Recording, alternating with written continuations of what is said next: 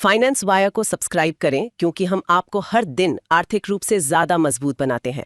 और अभी भी 98% लोग वीडियो तो देख रहे हैं लेकिन सब्सक्राइब नहीं कर रहे हैं। नमस्कार, आज हम बात कर रहे हैं एक फाइनेंशियल सर्विसेज कंपनी की जो आजकल काफी चर्चा में है।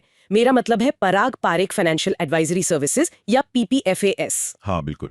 खास तौर पर उनका जो फ्लैगशिप फ्लेक्सी कैप फंड है और इसका जो वैल्यूएशन है आसमान छू रहा है।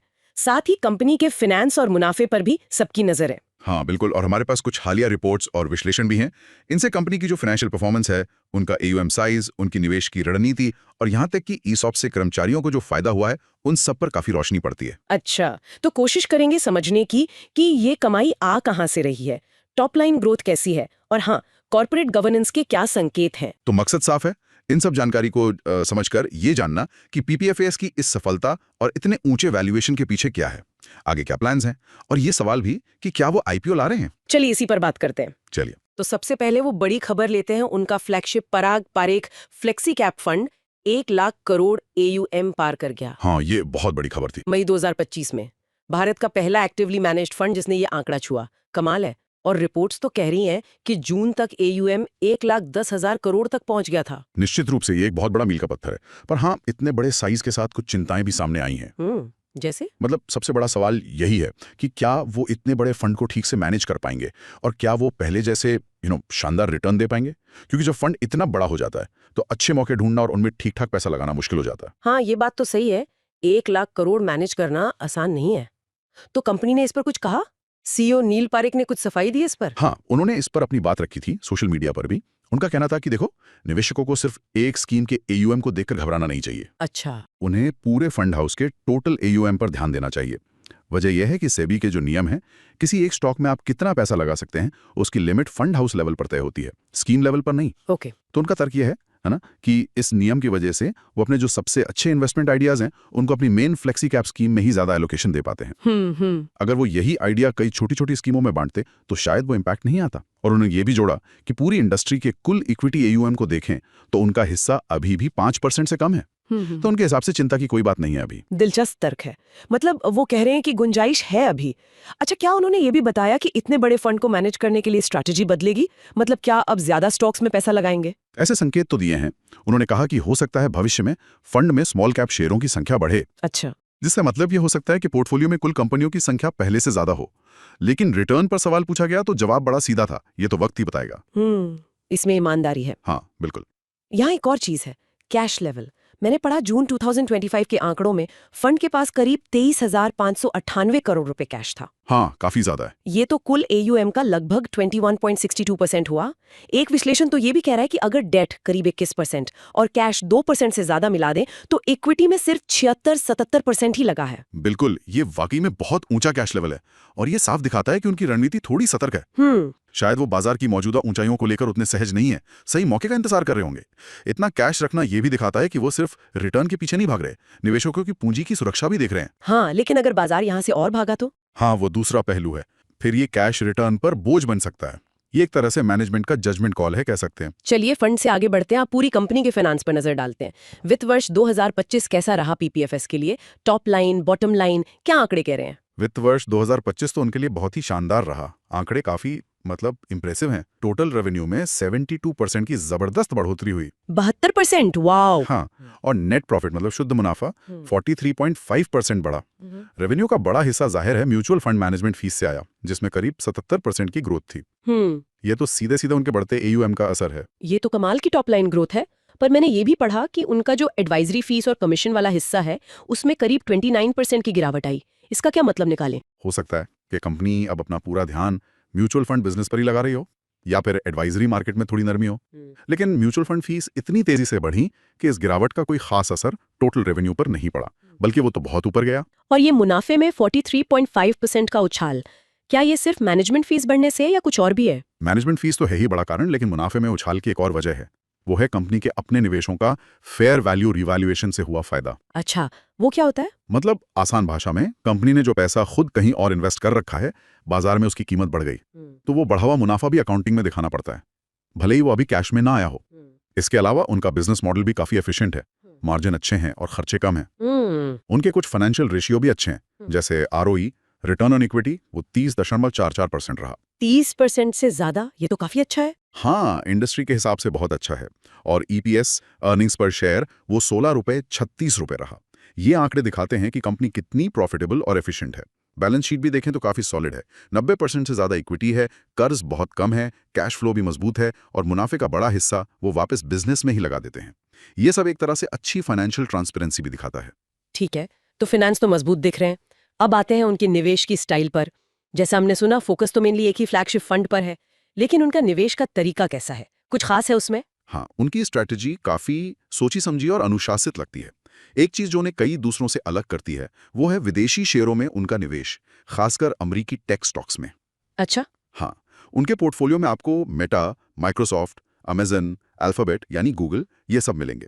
अच्छी खासी होल्डिंग है। तो इससे फायदा क्या होता है? मतलब विदेशी शेयरों से रिटर्न ज्यादा मिलता है? देखिए, सीईओ नील पारिक के मुताबिक हम्म। इसका मेन मकसद रिटर्न बढ़ाना उतना नहीं है जितना पोर्टफोलियो को डाइवर्सिफाई करना अच्छा। और ओवरऑल रिस्क मतलब वॉल्टिलिटी कम करना है। अच्छा। उनका मानना है कि जब बाजार बहुत गिरता है तो ये विदेशी शेयर फंड को थोड़ा सहारा देते हैं, जिसे डाउनसाइड प्रोटेक्शन कहते हैं। हालांकि उन्होंने ये भी माना है कि जब से फंड शुरू हुआ है तब से अब तक विदेशी शेयरों का रिटर्न भारतीय शेयरों के बराबर शायद थोड़ा कम ही रहा है। तो ये ज्यादातर रिस्क मैनेजमेंट के लिए है। हाल में उन्होंने भारतीय बाजार में क्या खरीदा बेचा है? कुछ अंदाजा लगता है इससे कि वो क्या सोच रहे हैं? हाँ, जो जानकारी मिली है उसके हिसाब से हाल के महीनों में उन्होंने कुछ इंडियन कंपनीज में हिस्सेदारी बढ़ाई है, जैसे कि ईआईडी पैरी। अच्छा, शुगर वाली? हाँ, शायद उनका जो रीब्रांडिंग वगैरह चल रहा है उसे देख के।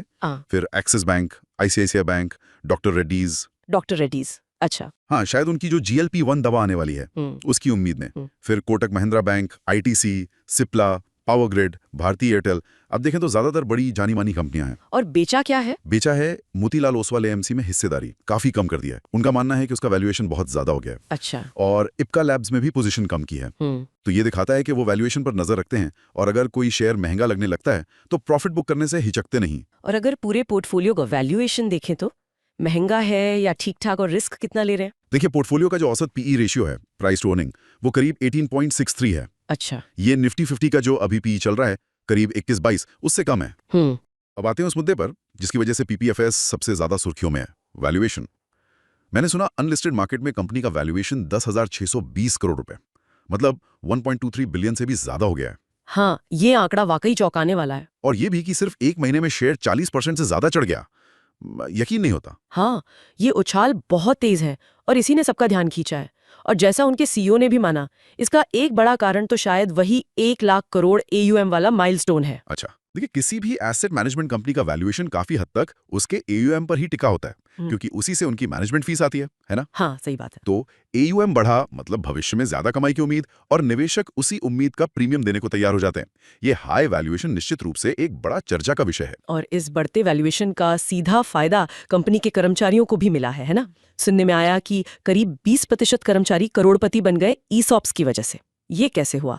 ये कॉर्पोरेट गवर्नेंस के हिसाब से भी इंटरेस्टिंग है। हाँ, ये कहानी वाकई काफी दिलचस्प है और कंपनी के कल्चर के बारे में भी बताती है। पीपीएफएस ने 2018 से 2021 के बीच अपने कर्मचारियों को ESOPs दिए थे। ये एक तरीका होता है कर्मचारियों को कंपनी की ग्रोथ का हिस्सा बनाने का। अभी जो जानकारी है उसके मुताबिक कंपनी में करीब 250 कर्मचारी हैं और कुल मिलाकर कर्मचारियों के पास कंपनी की करीब 15% हिस्सेदारी है। 15%? हाँ, और अनुमान यह है कि इनमें से करीब 50-60 कर्मचारी मतलब स्टाफ का लगभग 20% जिनके पास ये ESOPs थे, उनकी कुल हिस्सेदारी की आज की मार्केट वैल्यू करीब 955 करोड़ रुपए है। 955 करोड़? हाँ, अगर इसे बांटें तो औसतन हर एलिजिबल कर्मचारी के हिस्से में करीब 16 करोड़ रुपए की वेल्थ बनती है। पर हाँ, ये याद रखना जरूरी है कि ये अभी काफी हद तक कागजी दौलत है। मतलब ये कि ESOPs के साथ अक्सर लॉक इन पीरियड होता है, कर्मचारी तुरंत अपने सारे शेयर्स बेच नहीं सकते। लेकिन मान लीजिए किसी का लॉक इन खत्म हो गया और वो बेचना चाहे, कंपनी तो लिस्टेड है नहीं, तो कैसे बेचेगा? सही कीमत कैसे मिलेगी? ये कॉर्पोरेट गवर्नेंस के लिए भी जरूरी सवाल है। बिल्कुल, और यहीं पर पीपीएफएस का एक अच्छा पहलू सामने आता है। उनके सीईओ ने बताया है कि कंपनी इसमें मदद करती है। उन्होंने ऑफिस के अंदर ही एक तरह का प्राइवेट शेयर बाजार जैसा कुछ बनाया है, या फिर वो बाहर के खरीदारों से कर्मचारियों को कनेक्ट करने में मदद करते हैं। अच्छा। इससे ये पक्का होता है कि कर्मचारियों को अपने शेयरों का सही और ट्रांसपेरेंट दाम मिल सके, भले ही कंपनी लिस्टेड ना हो। ये कर्मचारियों के लिए बहुत अच्छी बात है और अच्छी कॉर्पोरेट गवर्नेंस का भी उदाहरण है। ये तो वाकई बहुत अच्छा है। कर्मचारियों का ध्यान रखना जरूरी है। लेकिन अब बड़ा सवाल क्या, कंपनी खुद लिस्ट होने की तैयारी कर रही है? इतनी ग्रोथ, इतना मुनाफा, इतना हाई वैल्यूएशन, IPO तो बनता है। कोई प्लान है IPO का? DRHP फाइलिंग की कोई खबर? फिलहाल तो ऐसा कुछ नहीं लगता। सीईओ नील पारिक ने अभी हाल ही में साफ कहा है कि अगले 5 साल तक कंपनी का लिस्ट होने का यानी आईपीओ लाने का कोई इरादा नहीं है। 5 साल तक नहीं? हाँ, ऐसा लगता है कि वो प्राइवेट रहकर ही काम करना चाहते हैं, अपनी आज़ादी बनाए रखना चाहते हैं। लिस्टिंग के अपने फायदे हैं, पर कई रेगुलेटरी दबाव और हर तिमाही नतीजों का प्रेशर भी आता है। समझा। तो अगर अगले 5 साल आईपीओ नहीं, तो फिर आगे ग्रोथ कहाँ से आएगी? भविष्य की क्या योजनाएं हैं? योजनाएं तो काफी बड़ी लग रही हैं। एक तो वो गुजरात की गिफ्ट सिटी में अपना alternative asset managers IFSC office खोल रहे हैं। आईएफएससी? अच्छा। हाँ, इंटरनेशनल फाइनेंशियल सर्विसेज सेंटर। इसका मकसद शायद विदेशी निवेशकों से पैसा भारत लाना और ग्लोबल इन्वेस्टमेंट के मौके तलाशना होगा। इसके अलावा वो वेल्थ मैनेजमेंट के बिजनेस में भी उतर रहे हैं। मतलब अमीरों के लिए सलाह? हाँ, बिल्कुल। एचएनआई क्लाइंट्स के लिए पर्सनलाइज्ड फाइनेंशियल एडवाइस। साथ ही वो अपनी पीएमएस यानी पोर्टफोलियो मैनेजमेंट सर्विसेज को फिर से एक्टिव कर रहे हैं। ये भी बड़े निवेशकों के लिए होती है। और म्यूचुअल फंड में? म्यूचुअल फंड में वो फिक्स्ड इनकम यानी डेट फंड्स के प्रोडक्ट्स को और मजबूत करने पर फोकस कर रहे हैं, ताकि निवेशकों को इक्विटी के साथ डेट के भी अच्छे ऑप्शन मिले। तो कुल मिलाकर वो अपना दायरा बढ़ा रहे हैं, नए सेगमेंट्स में जा रहे हैं। ये तो वो ग्रोथ का रोड मैप साफ दिख रहा है, लेकिन क्या इसमें कोई जोखिम, कोई चुनौतियां भी हैं? निवेशकों को किन बातों का ध्यान रखना चाहिए? जोखिम तो है, सबसे बड़ा जोखिम तो बाजार का ही है। हाँ, वो तो है। उनकी सारी कमाई इक्विटी बाजार के उतार चढ़ाव और निवेशकों के मूड पर टिकी है। बाजार गिरा तो एयूएम और मुनाफा दोनों पर असर पड़ेगा। दूसरा है रेगुलेटरी रिस्क। मतलब सेबी के नियम? हाँ, सेबी कभी भी कोई नया नियम ला सकती है। जैसे अगर टीईआर यानी फंड मैनेजमेंट के खर्चों पर कोई कैप लगा दी तो उनके मुनाफे पर सीधा असर होगा, क्योंकि टीईआर ही तो उनकी मेन कमाई है। सही। और तीसरा, पैसिव फंड से कंपटीशन बढ़ रहा है। इंडेक्स फंड्स, ईटीएफ्स, ये सब सस्ते हैं और काफी पॉपुलर हो रहे हैं। हाँ, आजकल बहुत चल रहे हैं। बिल्कुल। तो इससे पीपीएफएस जैसे एक्टिव फंड्स पर अपनी फीस कम रखने का दबाव बढ़ सकता है। तो कुल मिलाकर देखें तो तस्वीर काफी दिलचस्प है। पीपीएफएस ने हाल के सालों में कमाल का प्रदर्शन किया है। एयूएम में जबरदस्त बढ़ोतरी, मुनाफा और टॉप लाइन ग्रोथ भी शानदार, और कर्मचारियों के लिए भी वेल्थ बनी है, जो अच्छे गवर्नेंस दिखाता है। निवेश की रणनीति भी साफ है, एक फंड पर फोकस, विदेशी शेयरों से डाइवर्सिफिकेशन और वैल्यू पर नजर। हाँ बिल्कुल, उनका ट्रैक रिकॉर्ड और उनकी स्ट्रैटेजी दोनों प्रभावशाली हैं। निवेशकों का भरोसा जीता है उन्होंने। लेकिन जैसा मैनेजमेंट ने खुद भी माना है, आगे भी यही परफॉर्मेंस खासकर रिटर्न के मामले में बनाए रखना एक बड़ी चुनौती होगी। इतने बड़े एयूएम को मैनेज करना, बढ़ता कंपटीशन, रेगुलेटरी बदलाव, ये सब आसान नहीं होगा। सही कहा। और ये सब हमें एक अहम सवाल पर लाता है, क्या पीपीएफएस का ये जो इतना ऊंचा वैल्यूएशन है, जो काफी हद तक उनके हाल के प्रदर्शन और एयूएम ग्रोथ पर आधारित लगता है, क्या ये लंबे समय तक टिक पाएगा? हाँ, ये बड़ा सवाल है, खासकर तब जब बाजार के रिस्क और रेगुलेटरी अनिश्चितताएं सामने हो। ये एक ऐसा सवाल है जिस पर निवेशकों को और शायद पूरे बाजार को भी सोचने की जरूरत है।